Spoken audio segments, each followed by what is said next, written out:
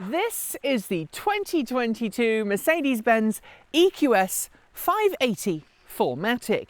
It is not the first, or indeed the second, modern production EV to wear a Mercedes badge. That privilege goes to the Tesla-engineered B-Class ED of 2012 and the 2020 Mercedes-Benz EQC SUV, respectively.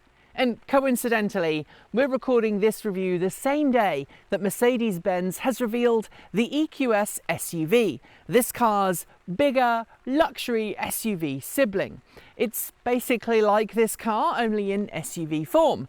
It has much of the same features as this vehicle, but it can seat up to 7, depending on which car you pick. But this is the first Mercedes-Benz to actively go after Tesla's Model S. It combines the S-Class body styling and interior comfort with a powerful all-wheel drivetrain, opulent interior, and in this version, a door-to-door 56-inch digital dashboard that Mercedes-Benz calls the MBUX, although a traditional dash is also available.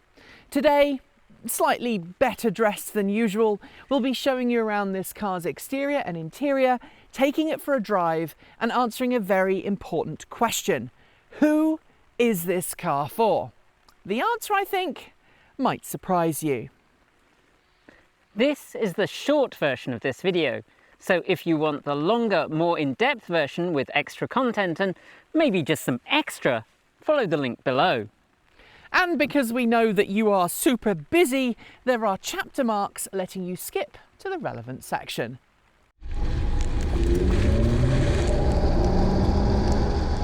So, we haven't talked about the interior of this vehicle, so let's start at the front with this huge 56-inch MBUX dashboard. It is an ocean of screen. And you also get the disco lighting effect, which is entertaining, but it doesn't fit what I normally think of as a Mercedes feature. You have a lot of adjustment on that front seat. I do. I have a hell of a lot of buttons. In fact, when I first got in the car, I spent about 10 minutes just trying to get to a place that was reasonably comfortable with the adjustments that it has. And you can adjust the bolster, you can adjust the lumbar support really in a fine-grained manner, although it actually took my wife finding that in the menu for me to know how to do it. But one thing that is really important to note here is the suspension. It's got an adjustable air suspension system that's very, very good at soaking up most of the bumps. And there's not a lot of road noise that's transmitted to inside the cabin. The other thing to note about that air suspension is it is tunable. You can select different modes. So it has a sport mode and it has a comfort mode. And the difference is really quite dramatic between the two. Kate, you very generously stopped so I could get into the front. Thank you. The rear seat, it was starting to bug my back. Yeah, it's not as comfortable as you would like. I think if you're shorter... This whole front center console area here, this is gorgeous. This is walnut with, yes, I believe it's aluminium inserts, and it is just really beautiful. Very nice sort of connection.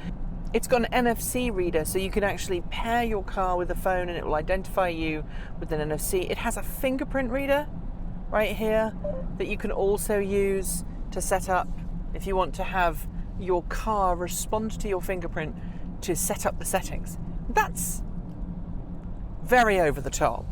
Now, this car doesn't have head-up display, which I thought was kind of unusual. And it doesn't have the level 3 autonomous capabilities. Its Drive Pilot is very good, I'll admit, but obviously if you had the Drive Pilot 3, which I believe is coming, you'd have a different steering wheel with 2 little extra bits where your thumbs go that would, indicate whether the car was driving itself or not. Yes, so that would be for the level 3 autonomous version. And we've not got that here, we've got the level 2. Yes. We are in the 580. Yes. There is going to be a higher performance variant coming. Something AMG-ish. And, I mean, in terms of performance, 4.2 second sprint time. but it is limited to that top speed of 210 kilometers per hour, which I believe is about 120 miles per hour, which feels very slow. This car's got some pretty impressive headlights. It's a kind of intelligent light, a bit like a matrix LED setup, where the car can project things onto the road. It can project the width of a lane in a construction zone. It can detect that you are in a construction zone and figure out how wide the lane markings are and then project those onto the road. It can warn you of hazards. If you go through a stop sign or you come up to a stop sign and it thinks you're not going to stop, it will project a stop sign onto the road.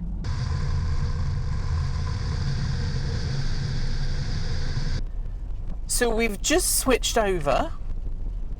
How was the passenger seat? It's much the same, very comfortable, but the headrest annoys me.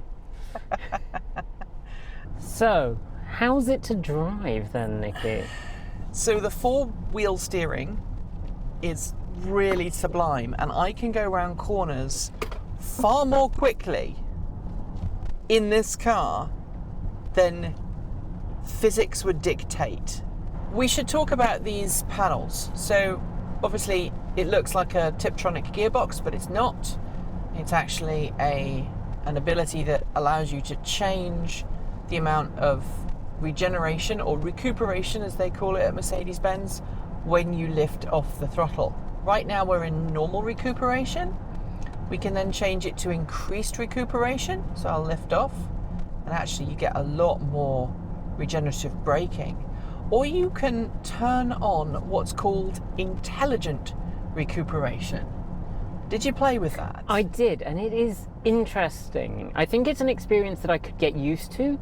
When you lift off, if you're in traffic, then it slows down very much faster and it will bring you to a complete stop behind the car in front without you touching the brake. Pretty much one pedal driving.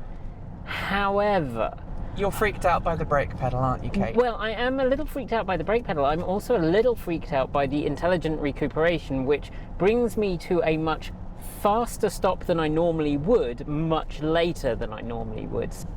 The pedals don't give me a huge amount of feedback. The regen on liftoff is good. You can control that with the paddles. The brake pedal feels a bit disconnected.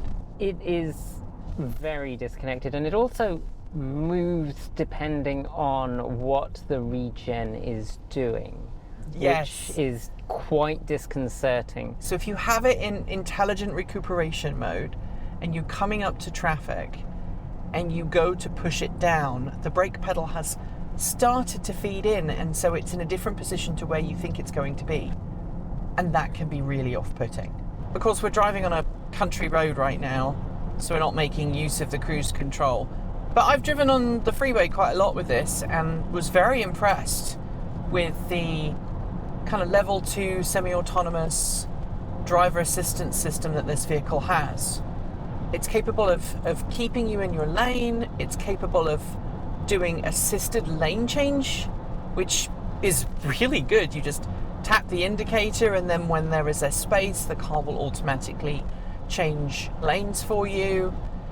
It's effectively where enhanced autopilot is. I do sometimes find a little nausea in the passenger seat when we're doing loopy, twisty roads like this, in a way that I might not feel in other vehicles, partly because the suspension does so much damping that sometimes I think my brain expects there to be more bumps, and when there isn't, that's when I start to feel a little nauseated. I'm feeling a little nauseous now, and it's not because I'm driving the car hard.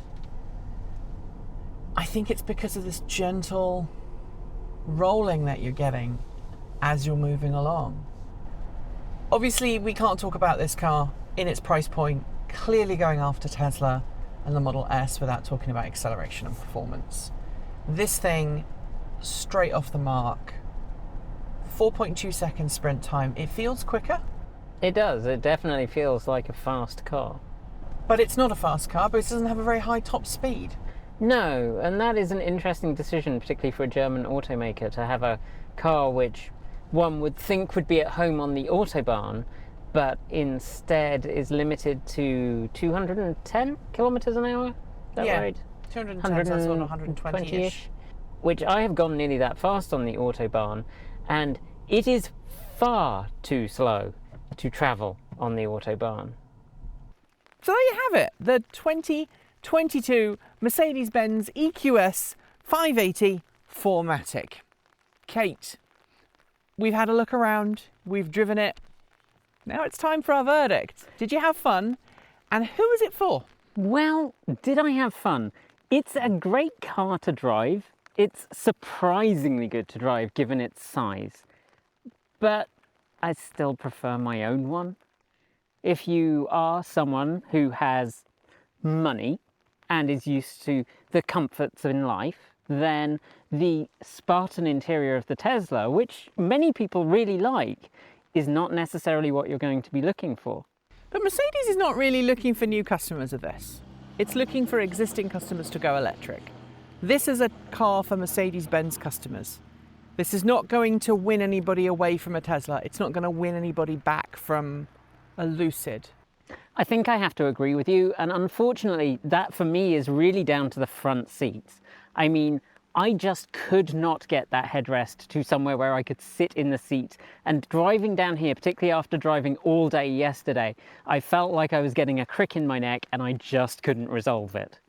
And the big issue, and if I was in Europe, if I lived in Europe and I had the money to buy this car, the top speed would be an issue. I've driven a Tesla Model S on the Autobahn flat out, and it was a really lovely experience. This car could not match the Tesla Model S on an Autobahn because it's electronically limited to a ridiculously slow speed. It does make it really confusing that a car from a European automaker wouldn't handle an Autobahn. Not just a car from a European automaker, but the oldest car company in the world, the father of the automobile. A German car maker whose internal combustion S-Classes can go up and down on the Autobahn all day. This needs to meet that. Which brings me to who I think this car is actually for. The first one, I think, is a limo service, a high-end airport limo transfer service. It picks you up at your fancy pad in London. It takes you to Heathrow Airport. It's a 20-minute drive. You're probably sitting in the back, but you're excited about going on holiday or whatever. And you don't mind that your knees are a bit high up and it's a bit cramped in the back. The second is for rich people. What kind of rich people? Rich people, but not really rich people. Yeah. A really rich person wouldn't buy this car. No, they don't need to. No, they'd own a Lucid Air for long distance trips, and they'd have a Niro EV or something similar as their runabout car. The cheap runabout. Yes, I recall one of my friends who had more money had a Clio as their daily driver. Yeah, I had a friend who grew up in a house with a ballroom, who drove a beaten up Ford Fiesta. Yeah, if you've got old money, you don't need to show it. And that is where I'm left with this car. Not for me, but hey, it's a cracking car. It absolutely is. Thanks to Mercedes-Benz for letting us borrow this car, and thank you for watching at home. That's it for today. If you liked the video, be sure to give it a thumbs up and don't forget to leave your thoughts below or in our free to join Discord chat room. There's a link in the video description. And if you want to tell us how awesome we are without leaving YouTube, why not try a super thanks? It's easy to pass on the love and it all goes to helping the channel grow. Don't forget we produce videos every single day on this network for you to enjoy, ranging from deep dives to tutorials, features and unboxings and reviews. And if you want the most comprehensive roundup of all the news in the EV world on a weekly basis, check out our 10 news show every Saturday. If you haven't already, make sure you're subscribed to this channel and our other channel, Transport Evolved Take 2, and give the bell a gentle ding to make sure you're told when our next video goes live.